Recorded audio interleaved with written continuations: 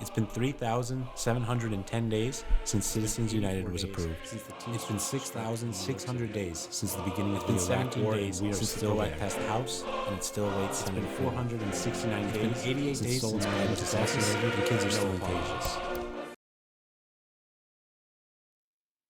It's been 3,447 days since the New York Pig Department closed down the encampments at Zuccotti Park, arrested its inhabitants, and effectively ended the Occupy Wall Street movement, a mass national phenomena that gave rise to the understanding of wealth inequality in America on a wide-scale cultural level. This is Organize This.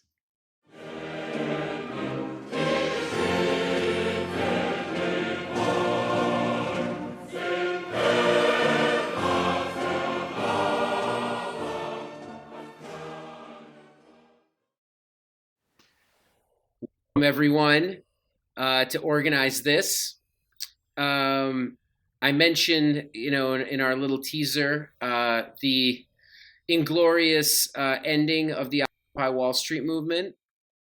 The Occupy movement was a very, very iconic, very influential, very powerful movement. It's remembered in a lot of different ways. Some good, many bad, and many fairly so. One of the lessons, though, that is forgotten, probably purposefully not reflected in certainly mainstream media and just historical observation, is that in many parts of the country, not all, but in Zuccotti Park, Occupy was actually a living, successful embodiment of communal living in a tent community. For me personally, the most amazing experience of Occupy was Zuccotti Park. It was not just the rallies and the passion, or the drum circles for my hippie ass, but it was the library. It was the meals. It was the meditation sessions. This was actually a community that developed in what would otherwise be considered homelessness. Right? These are people living out in the streets, but it was a public space, and they did it beautifully. And one of the things we want to talk about today is the state of tent encampments in America, homeless communities that are tent encampments. Spoiler alert, it's bad. There is a widespread effort that is increasing rapidly to criminalize homelessness. And so we're going to talk a little bit about what's going on in that regard in Austin, Texas, as well as, of course, great city of Los Angeles and Southern California, where the problem has been rampant for a long time. And, of course, we're going to revisit our Ivy Hill story and progress that we've made there. And we actually have a very special guest later on in the show, a resident of Ivy Hill, fellow organizer, fellow comrade in the fight. So we're excited about him. But for now, I want to start off by introducing our host, the inglorious, wonderful man himself, Joshua Rusinov. Josh, what's up, man? Hey man, what's up? Nothing much going on. What's up with you? Just excited to be here. Excited to share our thoughts of the week and of organizing that's happening around us. Oh yeah. Yeah, man. What's been going on? What have you been up to this week? It's been a busy week. I'll tell you that much. So right now, as part of the North New Jersey DSA electoral group, we're running a candidate, Joel Brooks, for City Council for Jersey City Ward B, who you should all vote for and donate to if you can. But running his campaign, and it was a great week. We did our first in-person canvas. We went out, and the point of this one was just to listen to voters, right? It's obviously far too early for a get out the vote drive, considering the election is in November. But we wanted to get out there, start stepping, talking to people about, what issues matter to them most, so that Joel can can build that up in his base platform and be an effective city council person. And went super successful. Let me actually tell you something that happened. So I went out canvassing on the second day. I ran it the first day and went out the second day. And on the second day, I'm out teaching this new guy who's with me. We'll call him Terry. He's out canvassing with me, and we come up to this apartment building, and we go to the first door, and there's like a woman outside, like packing back. It looks like she's like packing to go to a trip somewhere or something like that. And she got like four suitcases or something. And we we walk in the front door, and we're about to go to this person's apartment and knock on the door. As we were about to go do that, the woman from outside comes in, and she goes, "Hey, watch this," and just starts dumping out the suitcases, and they're full of like garbage. She starts dumping out the suitcases in front of the apartment and like whacking on the door, and then the other person comes out and they just start having a screaming match, and like we're stuck in this corridor, and Terry, I feel so bad for Terry because he's never canvassed before, and he just turns to me and he's like, maybe we should just come back later. It's crazy, man. Canvassing, that's the thing. Everyone's always like, oh, politics is so boring. And like, dude, canvassing is so exciting. Like, you never know what you're going to get. You never know who's going to answer the door. Now, it's not always good, like you said. But if you're looking for adventure, man, knock on some doors. Saturday morning's a great time. Catch people off guard. Some true colors come out. Right. And the best ones, are when people are like, there are those people who are just literally ready to have that conversation, especially now. Right. People have been locked indoors, fucking thinking about politics, raging, watching MSNBC or some shit. And, you give them a chance to sort of voice their opinions. Some positive stuff might happen. Some ideas might percolate. Yeah, I totally agree. I think, I was actually very shocked at how many people like will open their doors to you, like even during COVID, especially during COVID, honestly. But and like when I was in Michigan, and maybe you had a different experience than me, in the Midwest. But like when I was back in Michigan, I would watch people come up to like my neighbors' doors or something like that, and they would just stare at them like through their glass front door and be like, yeah, I'm not opening the fucking door for you. Oh, yeah. So like, when I came out here and the people at the DSA were like, oh, yeah, we canvass, I was like, oh, you must not have success. Yeah, people will, and then there's all sorts of, I feel like you could do like a sitcom just about like people whose personality is based on how they respond to canvassers. Right. Like, there's those who are very excited, but it's because they get to say the worst shit in the world. Like, just spout anti-Semitism and just, damn right, it's about time we get rid of those Jews. And you're like, I was just talking about environmental regulations, sir. You hear what you want to hear, right? Exactly. And then you have people who, like you said, my favorite are the people who pretend like they don't want to talk to you, but like they're curious. They're peeking. Like, what's this about? What do you want? What's going on here? And I feel like those people, you can pique their curiosity if you're like quick, Exactly. And if you don't, you don't. Right. It's not always a hit, right? It's it's quite often a miss. Like canvassing is a slow process, and it requires repetition and effort, and it like for a lot of people it requires you got to catch their interest fast, and you got to be passionate about what you're doing. And like that's the thing, like you're never gonna convince somebody to vote for someone you want, or to donate to some cause, or to do whatever, to volunteer with you. Never. You're never gonna convince them to be inspired like you are if you are not inspiring, right? If you go to the door and you're like, oh yeah, like hi, like I'm doing this and blah blah blah, no one's ever gonna join you in that. Right. Like you gotta be the person they wanna be when they go out. Yeah, and look, my a campaign I worked on, the instructions, which were great instructions. So I was a field coordinator in a city, and the sort of head of the field director nationally basically would always say, look, when you have a volunteer who's doing canvassing or doing phone banking, you're not trying to get them to vote for the candidate. You're trying to get them to vote for the canvasser and the volunteer, right? This relationship is everything, right? So and it's tricky, right? Because people want a script, people want guidance, but you're really just communicating. You're really just expressing yourself. And if people like you, then people are more likely to vote for that candidate. And that's all you want. All you can do is increase the likelihood. And again, this is grassroots politics, right? This is like, it's not about this candidate, Bernie Sanders, whoever, right? It's about us. And it's about like, you see that I understand your issues. Right. You understand mine.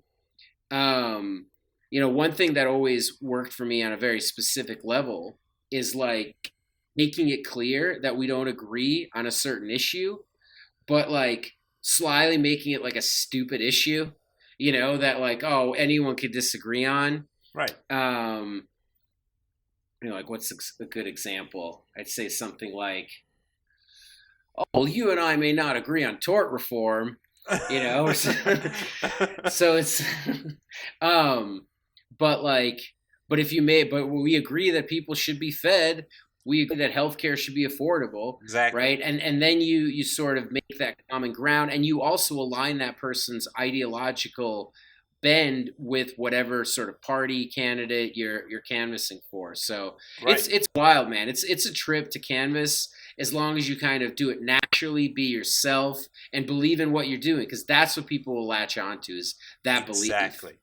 That thing right there, that's what I always tell canvassers, because it's like when I lead these things, I try my best to give them as minimal of a script as possible. And I know that, like, especially for organizers, a lot of the time, if you're a good organizer, a lot of people who show up to your canvas are people who haven't done it before, right? Or people who have done it very infrequently. And they always want like a script. They want to know, like, what do I say if they say this? Like, and I don't like that. I think that a script should just be a reference for you to look at for information. Like, if they ask you questions on your particular candidate, that script has that information.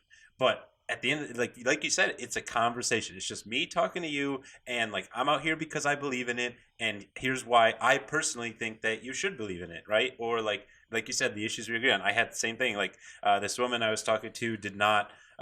Maybe she disagrees with me on like. We may disagree on which countries in the world are like good or bad or whatever, but we both agree. Good example. But we both agreed that the troops shouldn't be out there. We shouldn't be losing lives to these things, spending our money at war instead of putting it back in our communities. We can agree that that's a bad thing. And then we could take that, and these are passionate issues because, like, people lose family members, friends, whatever. They their lives are hard. So redirecting that passion into, helping you build a better world, because that's why you're out there, to believe it, because you believe in that. So so being able to redirect that passion, you're never going to do that reading from a script. You need to do that from the heart. Yep. And it's much easier to do that. And we're going to talk, we've been talking about sort of the impact of local versus national politics. It's way easier to do what we're talking about when you're dealing with a candidate without a significant amount of name recognition, right? It's or none, right? Because when you talk about, I don't know, Biden or Trump or whoever, like, everyone knows who that is, so they're not even listening, right? They hear that name and there's like going through their head whatever they already presuppose, believe. So, which is again why it's so hard to change national politics, because you already have that ingrained. But locally, man, people don't know. Exactly. People want, and people don't know that those roles are the ones that will change their lives. Exactly. Legit, tangible change comes from your city councilman, right? Comes from your town supervisor, your selectman, your drain commissioner, right? Certainly your legal officials, your prosecutor, right? Mm-hmm. Like, those are the officials that will change your life. And if they do it right, it will actually sort of set an example. So yeah, man, local canvassing, good fucking shit. But you do learn, you see people in their vulnerable state, right? They're in their homes, and like, older people don't care as much about being vulnerable. They get it. They understand that life isn't a fucking Instagram shoot. It's about substance and communication. So they communicate, and like it can be very like emotional. It can be Right. very sort of raw. Right. And again, it just goes to show you like the rawness of, because it's a conversation. I'm always like, it's weird, the canvassing experiences I remember. I remember one, and this was in Royal Oak, Michigan, long time ago, long time ago. Um, and it was basically, I was in Royal Oak, and I was just talking to this woman. Politics wasn't even mentioned at this point. It was just like, hey, I'm working for this campaign. It's like, oh, what's your name? You know, and then we just start talking, and she's like, where are you from? I told her the town that I grew up in, and she goes off for like 15 minutes about like one experience she had in that town when she was 15 or something. She's like in her 60s, and like I have no clue what she's talking about. She's talking about like places I don't know, activities I don't recognize, but Right. it was just very like, you could tell that she was nostalgic and in that moment sort of connecting with her old hometown, or her not even hometown, just a place she's been. Right. I don't know, for some reason that sticks to me. So it's like, yeah, you get it, canvassing is, you know, is dope. It's an adventure, like you said. It's wild, and I gotta say I'm addicted. Like I have a crippling. I used to have a crippling fear of like talking to other people. Well, I shouldn't say talking to other people, but like just like randomly going into like people's homes or like talking to them. That like used to scare the bejesus out of me. But now I'm like, send me out there. Like I want to go. Yeah, dude, it's exactly. I mean, and especially if it's so fun, dude, and it's funny. Like I remember, we could have a whole show where we just talk about canvassing experience. I remember when we were working, we went to Iowa for a presidential campaign, Right. and the candidate that we, and the thing is, I'm sort of looking, because this isn't a show about politics; it's about organizing, which is a fine line. So I guess I won't even say who it was. I'll just say it was a candidate whose primary voter base was very old, very old. Um, and so I just remember we developed this thing, my buddy and I who were canvassing, where we would look at the sheet and we would guess how old, like the other person would have the sheet and we'd just go, how old? And like we'd say, and we'd make like ridiculous guesses like 97, 114.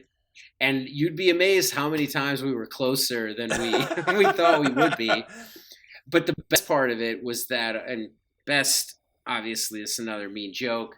You know, a lot of them were dead, and like a lot of them were dead. And so it was like, I think we're winning this election. This isn't Kennedy over here. Anyway, on that note, my days, my tales of canvassing, maybe I'll halt. Hey, no, it's important. You know, hearing about other people, like that's the thing. Like you hear about other people canvassing, that's what got me to want to canvass, right? Because it sounded like you people was having such a fucking good time over here. That you know, might as well try it. Yeah, man. I try, like I think I went on a date once on a canvas. Like I invited a girl to canvas with me, like as a date, Wow, when I was like 18, and it was man, great. the balls You on know, this it was. guy. I mean, it was just like, yeah, I mean, right. The political thing. Well, nowadays you certainly can't do that because of all the sensitivity. But again, if it's a local race, right? If it's literally like, so Joe Brooks, man, what is he running for? Like, give us like the core sort of fundamental issues. Why does he want to be in city council? Because Jersey City Council controls $800 million. That $800 million right now goes to overdevelopment of like high-rise luxury condos. It should go to funding our schools. It should go to affordable public housing, and it should go to rebuilding the communities, activities for kids, and you know, funding the building a future for kids in Jersey City, as opposed to right now where all that money is going to subsidize, you know, police unions and people who own like condos like 40 stories up in the middle of the richest part of Jersey City. Yeah, man, it's the stratification, the constant stratification of wealth and living. And, it reminds me of this meme that I saw recently, or a tweet. I don't know what exactly the right nomenclature is, but it was basically, I might have shared it with you too. It was a picture, it was two side by side pictures. One of the pictures was a cartoon that was anti-Soviet or anti-socialist propaganda from like 30, 40, 50 years ago. Mm-hmm. And it was like this wall that divided these like luxurious resorts from like the slums. And it was like the slums was like where the people lived, and the luxurious resorts where the communist officials lived. Something like that. Next to that was a real life picture of America, somewhere in America, I think California, that was basically that delineation, right? Exactly. It was like extreme wealth, oceanside or, waterside, right? And like slums. And this is the case, man. And it's like you walk by, West Hollywood, which is one of the more progressive, right, cities in terms of it still has rent control. It's always creating new affordable housing. All of it's good, by the way. But even there, man, there's one street, I'm not going to name the street, but you walk down it, there is a fence. Like there's a tennis court right behind the fence, and beyond the tennis court, this luxurious, like I don't even know if it's like townhouses. You can't see because it's so far off, right? But it's a residential community, and then there's a sidewalk, and there's a street, and there's another sidewalk. On this sidewalk is literally camps and tents of homeless people, and they are out of their mind, man. They have mental health issues, a lot of substance abuse issues. They're desperate because they're homeless and have no food. And it's a free-for-all. There's violence there. They throw stuff at you. And the juxtaposition between that kind of chaotic suffering. You have people passed out, OD'd, right? You have people crying. You have people bleeding. Anyone who's been in downtown LA over the last 10 years knows it's remote there. There are places there that look like the future, which I think might be an appropriate sort of transition to talk about one specific area of housing rights where I think we might want to direct organizing and direct action this week. And that's what I alluded to earlier. That's the issue of homeless encampments and tent communities. And the reason this was spurred to me was because of a ballot initiative going on right now in the city of Austin, Texas. It's Proposition B. Let me read exactly what it's Austin's Proposition B is a prohibition on camping and limiting solicitation in public areas. Couldn't be any clearer, huh? Look, I think it's going to win, which is very telling because Austin is supposedly, it is extremely democratic city in terms of its voting population, right? It's very progressive even. It's a very, they overwhelmingly, vote left. And some of the city's measures, minimum wage, for instance, are far better. Certainly not anywhere else in Texas, maybe in a lot of cities in the country. However, this issue, I think the lobbying group, the lobbying efforts in favor of Proposition B have done a very successful job of portraying this as not about homelessness, as about cleanliness, as about safety, in this weird sort of, MAGA-esque, like, oh, do you remember when your parks were safe? When you could walk through the park, when you didn't have to like step on needles, when you didn't feel threatened, which we all know is code word for, some homeless person who's probably of color is going to, scare you or upset you by looking at the fact that someone's life is that miserable, which a lot of people live that way. But yeah, man. And so it made me think, right? Because the bad news is by the time this episode airs, that vote will be over and Right. or early voting's already started. So there's not much we can do where we sit right now to change this. But it made me think about LA. And there are a lot of organizations, too, that I want to talk about in the city of Los Angeles that are actively working to protect the rights of the homeless, to be able to essentially create living conditions in public spaces, under safe conditions with tents, and not be criminalized for it. And right now, these groups are focusing primarily on legislative measures that, while they seem to be pro-homeless, are actually exacerbating the problem. For instance, creating warehousing spaces where people can camp enclosed together. Sounds like a good idea. It sounds like you're housing the homeless. What it really is it's an excuse for the police, law enforcement, to break these communities up, to kick you out of where you've been sleeping, to steal all of your stuff, right? To leave you literally with nothing, to throw you in jail if they wanted to. But why would they? They're just going to move your ass, and they're going to force you to constantly be on the run. So it displaces people from a constant home, because a lot of these warehouses are no places to live.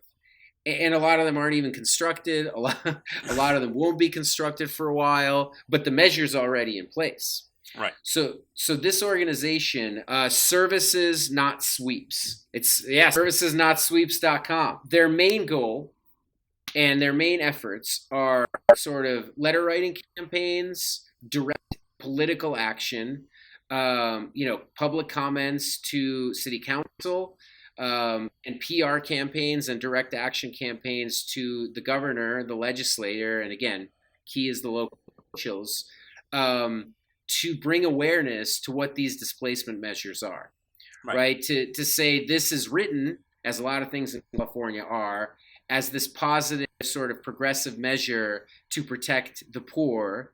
What it's really doing is it's allowing law enforcement to kick people out of where they've been sleeping, steal all of their stuff, put them in much greater risk to themselves, but also to the community, right? We've learned during COVID there's such a thing called social distancing, which has actually been working much better in these encampments than it has been in warehouses or in homeless shelters, and certainly, in these forced relocation efforts. So, that's one organization that I would look into, because what they do is they can effectively help you understand the underpinning policy and philosophy. And one day, not anytime soon, but one day, these tens of thousands of unhoused in Los Angeles will vote, and they're going to go to city council meetings, and they're going to make their voice heard.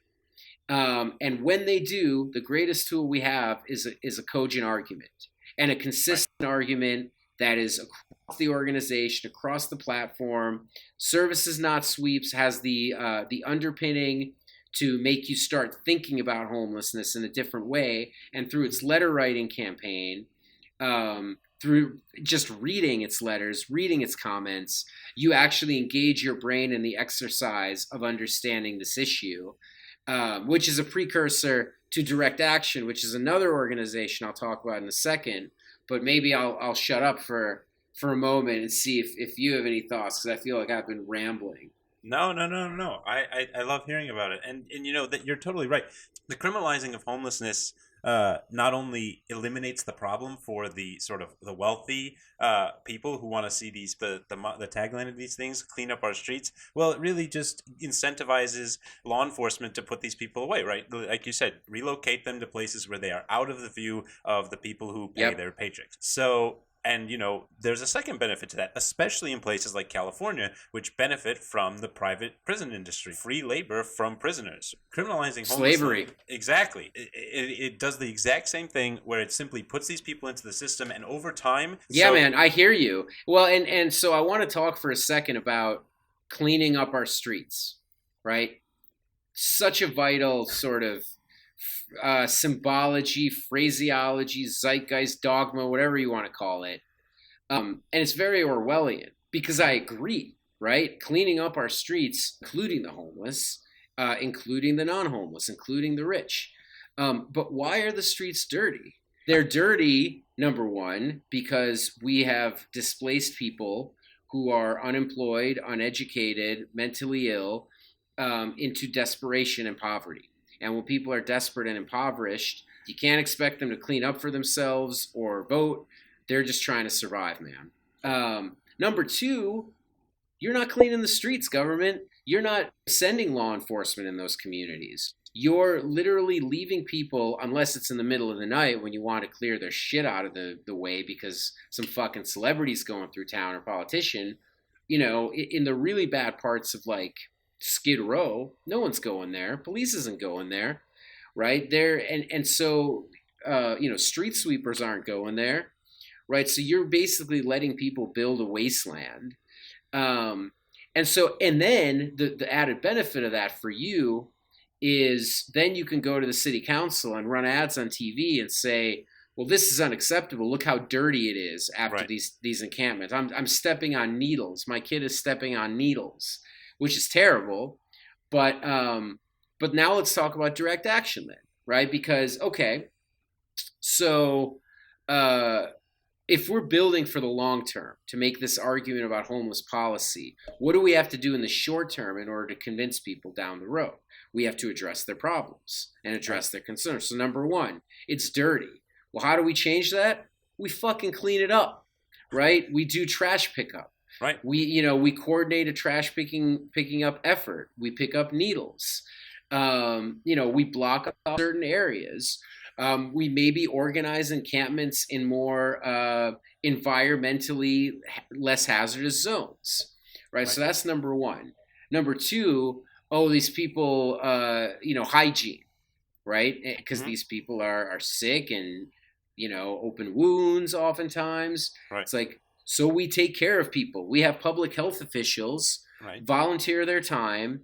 Obviously the essential things. I mean, one day in this fucking repressive country, we'll be able to have, drug zones where people can safely share needles and not kill themselves and each other. But until that day comes, we could pass out soap, right? We could pass out hand sanitizer.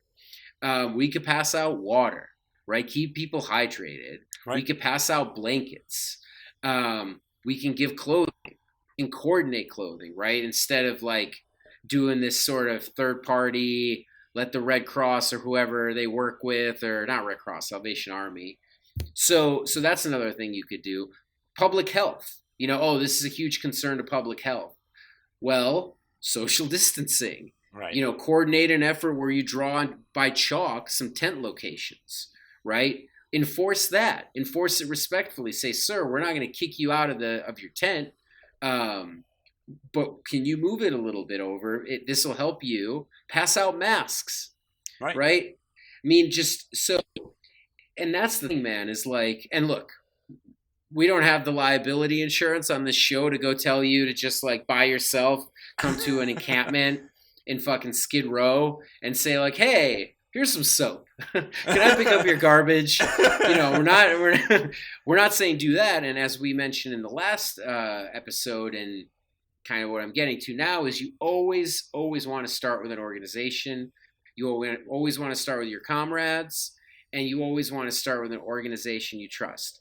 And in that vein, I want to talk very briefly about an organization called K-Town for All. So the website's K-Town for All. K is in Karen.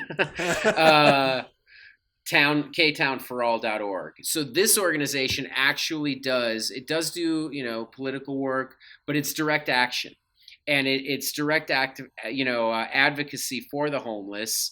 And it's exactly, what we just talked about. It's passing out hygiene supplies, food and water. It is, and it's about educating.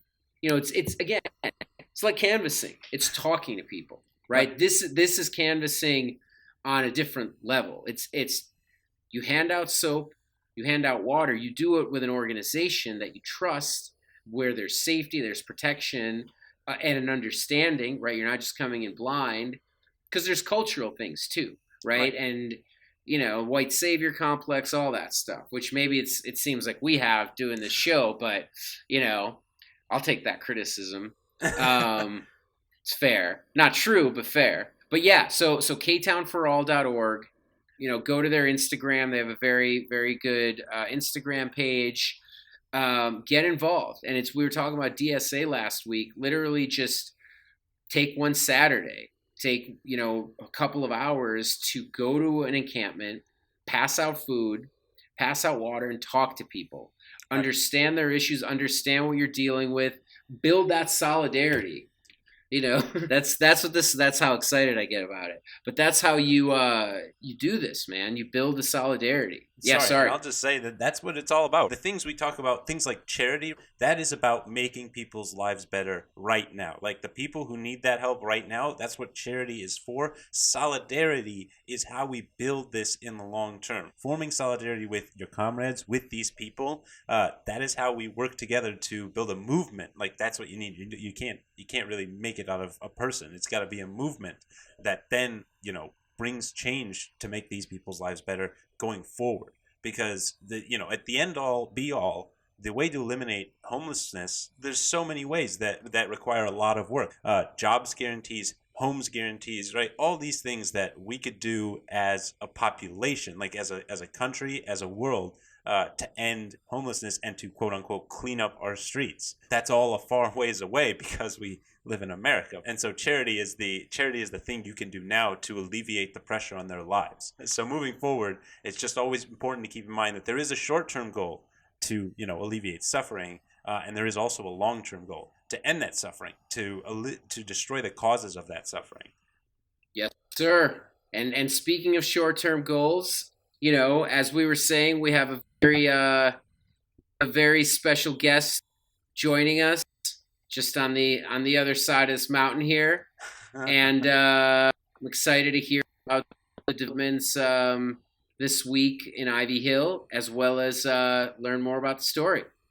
Yeah, and we're excited to tell you more. It's always an ongoing battle. It's a long-time fight. You're going to be hearing about Ivy Hill, about tenant organizing, probably for the rest of your life. Let's be real. But we're definitely going to be hearing about it for the months to come because it's a constant fight. Fuck yeah, dude. Hi, everyone. Thank you so much for being here with us today. I've got Mujeebu here from Ivy Hill to talk to us about organizing there. And let me just start by saying that Mujeebu is a legend. I have so much respect for this guy. We organized him, and then he's been coming out with us and getting all his neighbors to join. He's a real trooper, and he's here to tell us about his story and why the fight at Ivy Hill is important and why organizing is important to get things done. Welcome, Mujeebu. Thank you, Josh. Thank you so much. Thanks for having me. Yeah, my pleasure. And I know it's a hard time right now because you guys are fasting for Ramadan. We say always we say Assalamu alaikum, may peace be upon you guys. Ramadan Kareem means Ramadan Mubarak. Congratulations. We do fast. This is the holy month of Ramadan, and yeah, so it's like the second week, almost end of the second week after Ramadan. So I've been fasting for 15 hours from dawn to sunset. No drink, no eat. Oh man. So yeah, if I look like having low energy, so don't blame me because I have not eaten today all day. No water, no food, like nothing. So I just had a little bit of food and then I came here to record this video just to be ready for the video. Well, we appreciate that, and we appreciate you being here so much. I will say that my brother is not here today because he got his second vaccine shot, so he's feeling pretty under the weather right now. I'm sure we can all relate. So it's just going to be me and you, Mujeebu. So let's get started. So Mujeebu, we met at the Ivy Hill Apartments. Can you tell me a little bit about how long you've lived there and just some of the stuff that you've seen while you've been there? I have been living in Ivy Hills for, I would say, end of 2017, so almost 3 4 years now. Uh, I changed my first apartment. It was like temporary, and then this one, I've been living here for 4 years now, almost in this apartment, I would say. I met you guys when you guys visited Ivy Hill. I remember down on the street, talking to you guys, and all you guys do and did for us and for Ivy Hill. I appreciate it. Thank you so much. You guys were here to see, canvas the Ivy Hill, the lifestyle that we have, to make sure that everything is right. If the owner of the Ivy Hill is trying to pressurize the people, giving hard time to the people about the bills if anybody is behind, other issues, especially the cleanliness of the Ivy Hill, the management of the Ivy Hill. So when I heard about this from you guys, I got interested to speak with you guys because we have issues in Ivy Hills. There's no doubt. The life standard, the living standard in Ivy Hill is very, very low. The cleanliness is zero. The management is zero. I will say the security is zero too.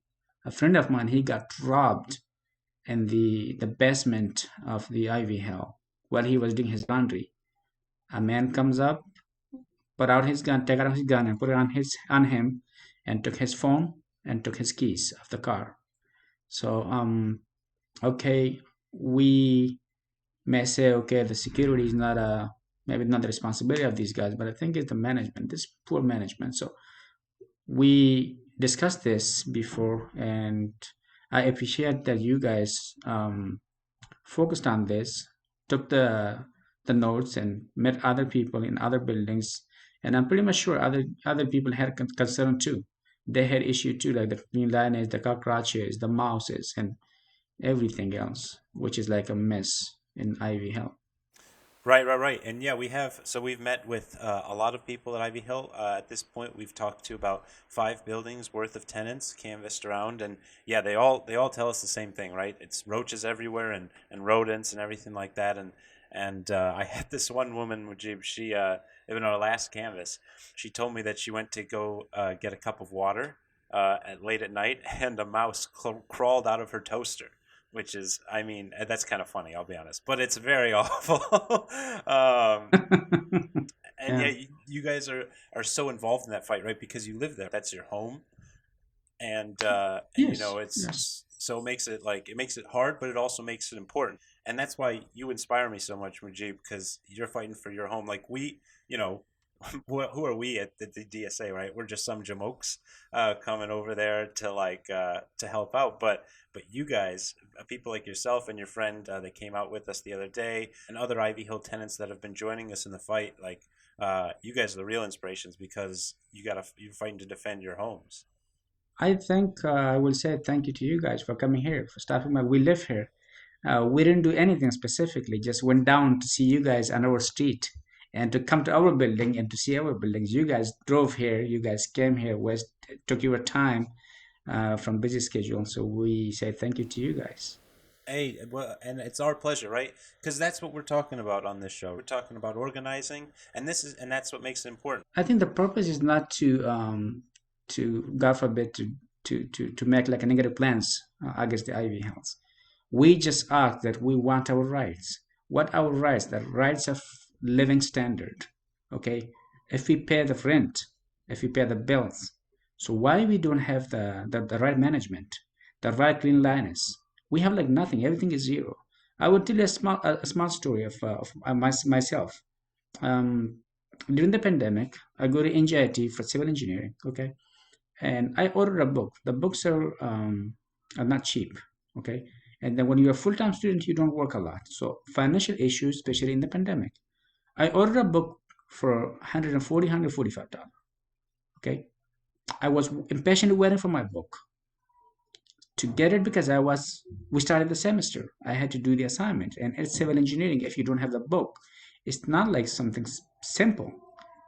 The book comes, disappears because they bring the books and they leave it down there because the mailboxes that we have are not big enough for the books. Leave them on the ground. I got an email after 2 3 hours when I checked, because every minute you don't check your email. I got an email from Amazon, says that we left your book, okay, in the mail room. I said, wait a minute, there's no mail room. But anyways, I think they just say just on the ground, down on the ground. I go there, nothing. I've been looking around. I went to the Ivy Health's office. You know what they told me? They told me to call 911 and report it. Wow. I mean, yeah. And what are you supposed to do then, right? 911's not going to come out for a book, right? And even if they did, Like, okay, I call 911 and I tell them, and like 911 is for life emergency. They will tell me, do you need ambulance? So do I need ambulance for my book? Do I need ambulance for myself that I got heart attack after losing my book? No. It's my blood pressure, my BP went up, down, or something happened to me because I lost my book. Why would I call 911? This is your management. This is your building. You have a security. You got to manage the system. right? And they have like a front door watchman at each of these buildings. Yeah, and like no management. So I looked at them, and what? I came out and I come back. I was hoping and I was praying that I get my book. Okay, $145 is not a big deal. But the thing is that I needed my book for the semester. I was missing my classes. I was missing my assignments. And I go back after 3 4 days. I went to Amazon and I reported as a lost, as a stolen, and they resent the book. So it took like a while. It took for me to get my book back. So they sent it to me, another copy, but I think it caused me few assignments that I missed. Right. So this is I would say is the poor management of the Ivy Health. Right. And let me just say, like, from being there, right, they have these security guards, and they have their own like little office. And I don't know, like, why can't the mail go there? Like, why can't big packages go in that room? Or like, why can't there be some service for which you guys have some safety of your packages? What they can do is they simply can leave the parcel. If nothing can goes in the mailbox, they can leave them in the room with the security guard. Okay, I will go and I will tell them, do you have my mail? I ordered a book, a computer, or whatsoever, and they can ask, what's your room number? This is my room. They can check my ID confirmation. Okay, I will show them and pick up safely my mail. No issue. The thing is, they don't have management, but can they do it? The question is 100% too easy for them to do it, because they have security guard, they have the room in front of the buildings. The only thing is they have to do something to get, they should like stand for the responsibility, take them, receive them, and give it to the people. Simple. Every building has a security room, they have security guards, they have the room, Right. they're sitting there. And you said it exactly right. It's all about taking responsibility, which they won't do. And Well, I went there, I planned, and they call 911. They will not take the responsibility, as I said before. They will not take the responsibility to call for me to call 911. They will not do that. They're trying to convince me. They were trying to convince me to call 911. and it's a little bit ridiculous. I mean, it's a lot ridiculous. Again, you pay rent. This is supposed to be like safe housing. I mean, it's a massive complex, and they have sort of the infrastructure base to conquer these sort of even these trivial issues, and they just won't, because it's about taking responsibility. And like we were talking about previously on this show, the corporation which funds Ivy Hill, which owns Ivy Hill, the landlord, not the guy who runs the building itself, but the people who run the company that runs Ivy Hill, they are so disconnected from the people that live at Ivy Hill that they have no need to take responsibility unless we make noise. And so next, Mujeeb, I wanna ask you a little bit about, like, I know you have your own fight going on actually outside of Ivy Hill. You guys are fighting to get your Mosque back. So in combination, can you sort of address like fighting there and fighting at Ivy Hill with us?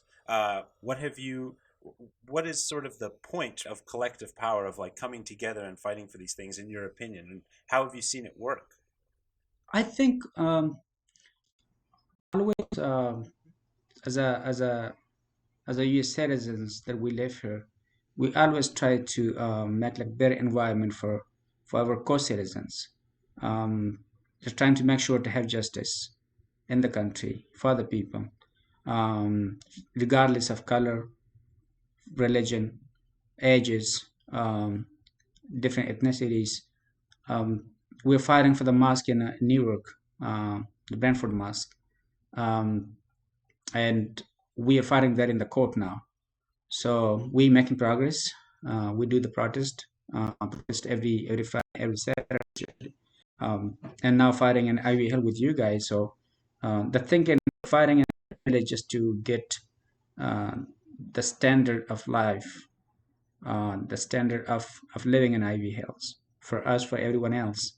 Um, I I do this not for myself, because if you have noticed, Josh, my building 5 and 25 is the best. I would say is the best building in Ivy Hills. If you go to 35, 55, if you go to 65 and 85, and go to other buildings, they're so mess comparing to my building. So I'm not fighting for myself. I'm not saying this for myself. I don't have. If you come to me, I live alone. I'm a single man. I don't have any issue. I can live with the. I may live with everything else. I mean, say okay, if other people can live, but the thing is that I'm fighting for the other people, and I'm fighting to maybe the Ivy Hill owner. He is disconnected. He doesn't have any connection with us. He does not hear to us. He doesn't communicate with us. Maybe he doesn't know this. Maybe he doesn't know this. This is the management that he has for himself to collect the rents for him.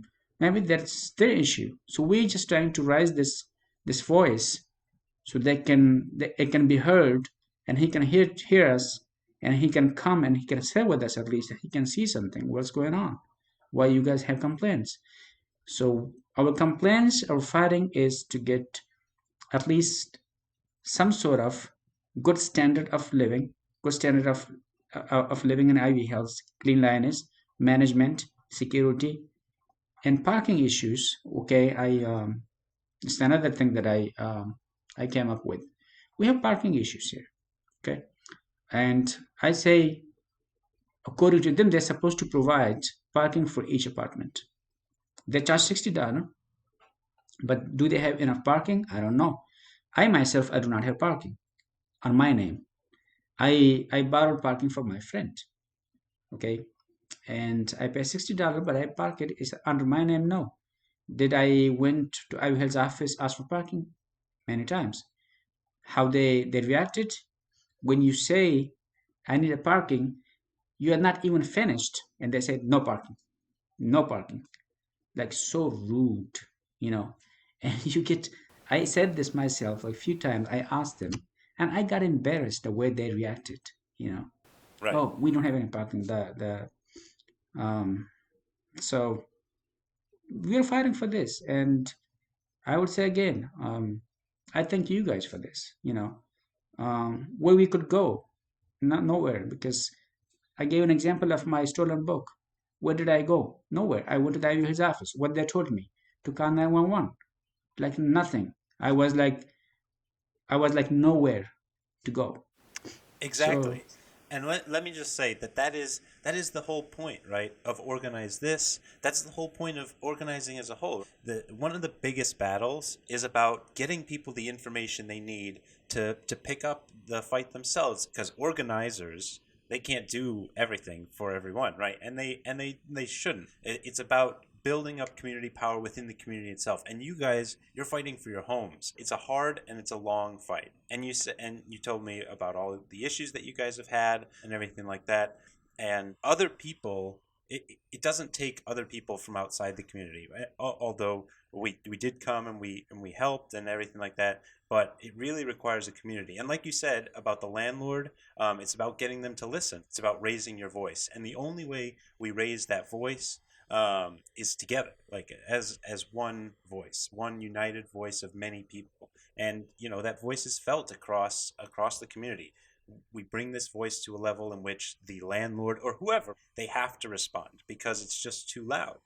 um, yes, and yes, and I think that we're working on it at Ivy Hill again, especially with the tenant organizing, with a decent standard of living, which you think you would be able to get in the greatest country in the world. You think that would be an easy thing to come by.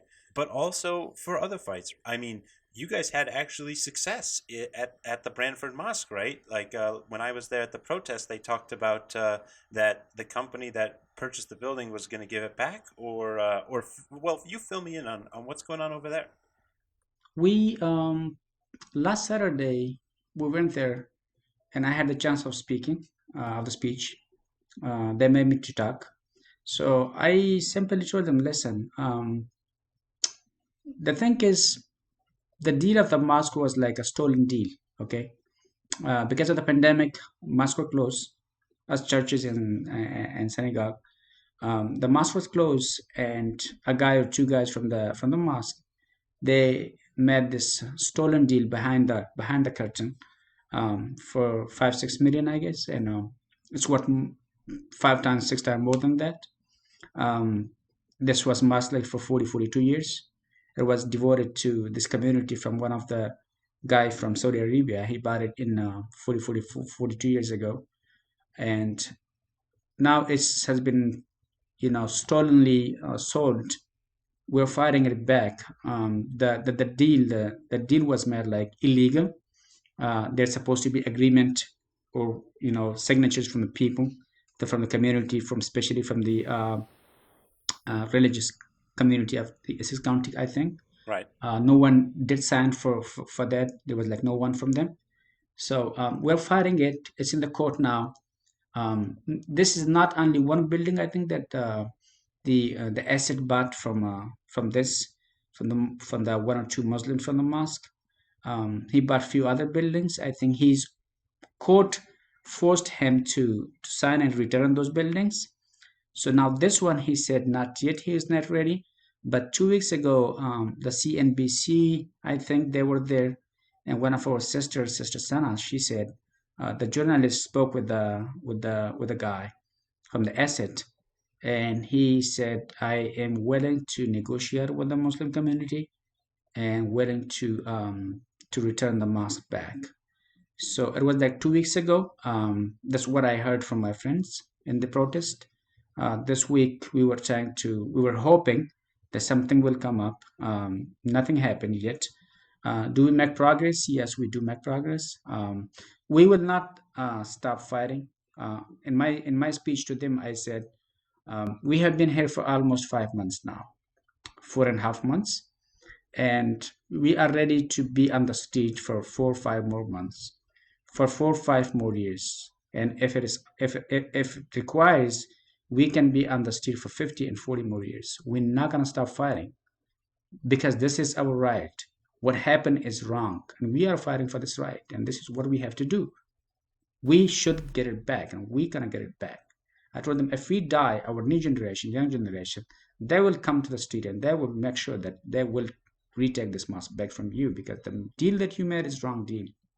So we requested, we sue the assets, and we are trying to convincing the court, and hopefully it will happen to reverse the deal. So simple, reverse the deal, take your money back, get lost. Let us have our mosque back. Okay, and peacefully and legally we're fighting for this, and we will not stop fighting. We are making progress, and by the willing of Almighty God, we will make it possible, inshallah. So we say inshallah, God will make it possible for us.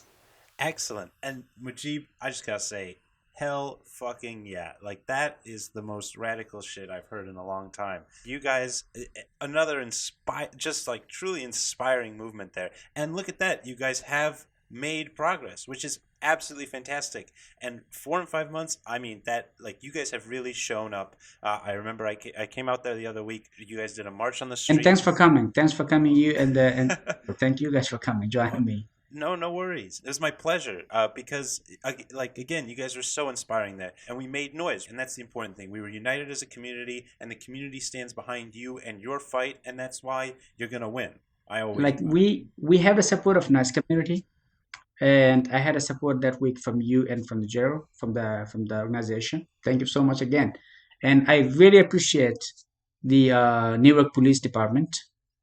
They have been so much helpful, taking our security, coming and standing. And every time we finish, I go especially stand on on the street, and I give them a salute every time they leave from us.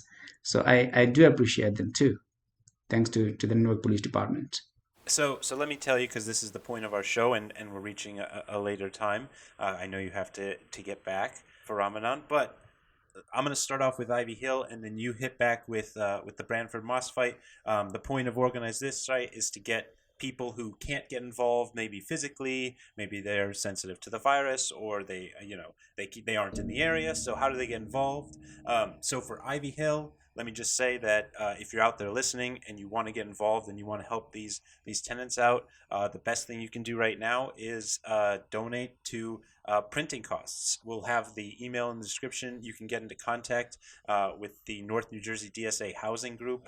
Honestly, the printing is honestly the biggest expense right now. We aren't at the point where we're escalating to the landlord, so there's still a chance that the landlord will do what we want them to. I mean, let's be real, that's not going to happen, but we have the petition out there, so we don't want to blow up that chance before we try it. So for now, the only thing that really can do, if you're not in the area, send your emails of support if you'd like to the North New Jersey Housing Group, or help donate to our printing costs. And if you are in the area, please get into contact with us on the same email address, and you can come out with us, and you can we'll canvass the building together, and we'll talk to tenants, and we'll build this fight from the ground up. And now, so Mujeeb, let people know how they can get involved in the Branford Mosque fight if they'd like.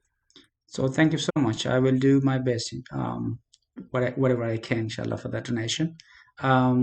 I request everyone that we were deprived and our mosque was taken, our mosque is stolen, the Brentford Mosque, and I request everyone who hear my voice to be with us, to support us, to help us.